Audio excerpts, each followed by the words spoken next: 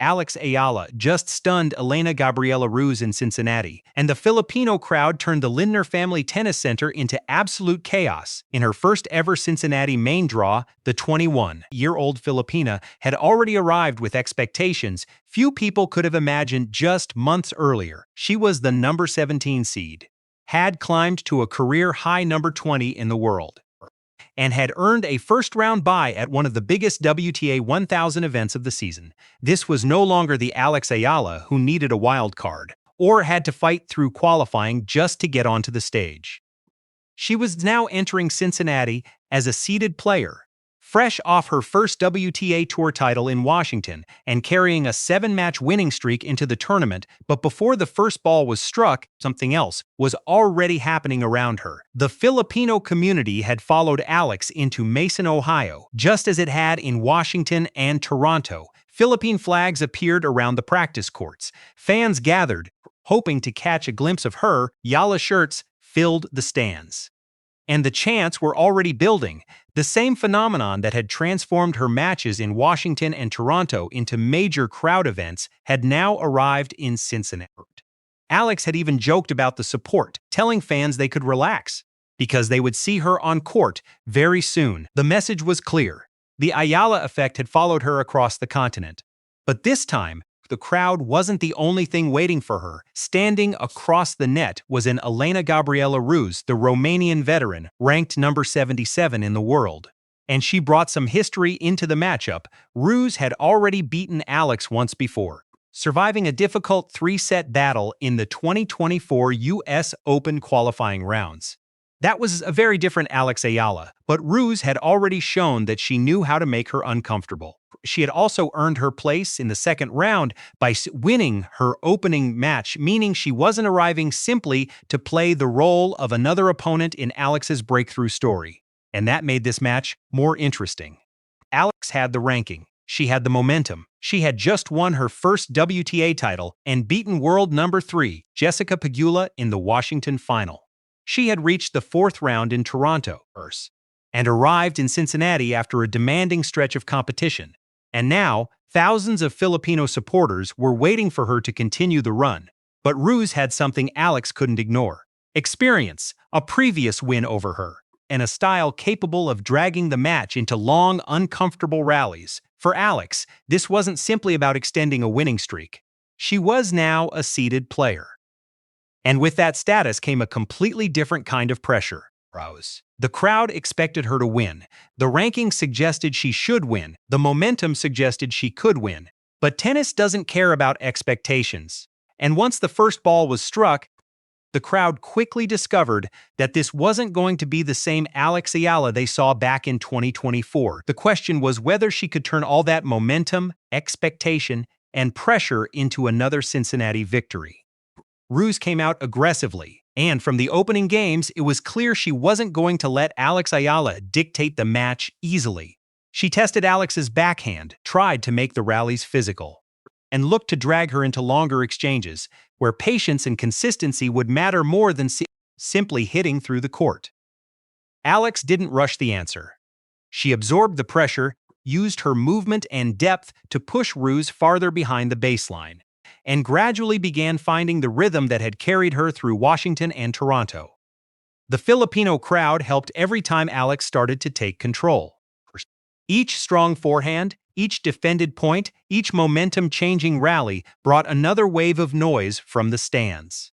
But the important part was that Alex wasn't winning simply because thousands of people were shouting her name. Her tennis was creating the opportunities. She served efficiently, protected her service games, and waited for the moments when Ruse gave her an opening. When that opening came, Alex took it and closed out the first set, 6-3. That was the first answer to the pressure surrounding her. The crowd could create energy, but Alex had to turn that energy into points. Ruse wasn't finished, though. She raised her level in the second set, became more aggressive, and started putting Alex under much greater pressure on return. The rallies became faster and more demanding, and suddenly the momentum was moving in the other direction. Ruse reached 5-4 with the opportunity to serve for the set, and for a moment, the possibility of a deciding set was very real. This was where Alex had to solve the match. rather than simply play through it. Her first serve wasn't giving her the same comfort. But instead of trying to force winners and end points too quickly, she went back to the things that were working: patience, movement, depth, and smart positioning. She kept making Ruse play another ball. She refused to give the Romanian easy openings, and even under that pressure, Alex managed to hold serve and force the set into a tiebreak. Now there was nowhere to hide, the crowd was roaring. But the match had been reduced to a handful of points.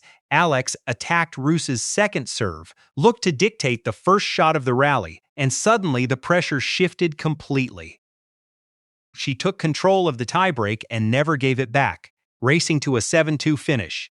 The final score, 6-3 and 7-6. In around an hour and 48 minutes, Alex had done something that mattered far beyond simply advancing to the next round. The player who had lost to Ruse in the 2024 U.S. Open qualifying rounds had now beaten her in straight sets at a WTA 1000 event, while carrying the expectations of a seeded player and an entire crowd behind her. And that is what made the victory so important. The crowd didn't win the match for Alex. Alex performed under the pressure created by the crowd. She had arrived in Cincinnati with the attention, the ranking, the expectations, and the Filipino supporters waiting for her. When the match became difficult, she didn't try to overpower the moment. She adjusted, stayed composed, and found a way through it. The Ayala Effect was no longer just something happening around the court. It was now connected to what Alex was doing on the court. But the most revealing part of the night wasn't the scoreboard. It was what happened when Alex walked away from the court. The stadium erupted again. Philippine flags filled the stands. Ayala shirts appeared throughout the crowd. And the chants of "Let's go" Alex continued even after the final point. For a tournament in a city with a much smaller Filipino community than Toronto, the response was striking. Fans had still made the trip to Mason's, turning Alex Ayala's match into something that felt much bigger than a routine second-round WTA 1000 encounter. And that is what makes the Ayala Effect so unusual. Alex isn't simply attracting attention where she plays. Her audience is beginning to travel with her. We saw it in Washington. We saw it in Toronto. Now we were seeing it again in Cincinnati. The locations change, but the reaction follows. Even other players have started noticing it. Coco Gauff has praised the way Alex is bringing a whole new demographic to the WTA, pointing to the impact that her growing audience can have on the sport. Jessica Pegula, who had just faced Alex in the Washington final, also recognized what the Filipino supporters are doing, saying that their passion is helping grow tennis around the world. Those comments matter because they move the story beyond Alex simply having loyal supporters. People inside the sport are beginning to recognize that the audience surrounding her is changing the atmosphere around her matches, and Alex knows exactly where that support is coming from. Bruce. After everything that had happened, across Washington, Toronto, and Cincinnati, she continued to acknowledge the Filipino community and the way they had supported her. They had stayed up late to watch her. They had traveled to tournaments. They had spent their money to see her play.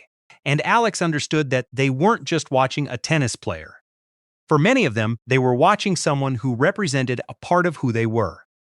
Now, after the victory over Ruse, they had another reason to celebrate, but the bigger story was what the victory said about Alex herself. Not long ago, she was fighting through qualifying draws and relying on wild cards to get opportunities against the world's best. Now she was entering a WTA 1000 tournament as the number 17 seed, ranked number 20 in the world with a first-round bye. She had already won her first WTA title in Washington, produced a 7-match winning streak, and now added another WTA 1000 victory in Cincinnati. The status had changed, the expectations had changed, and the opponents were starting to look at her differently.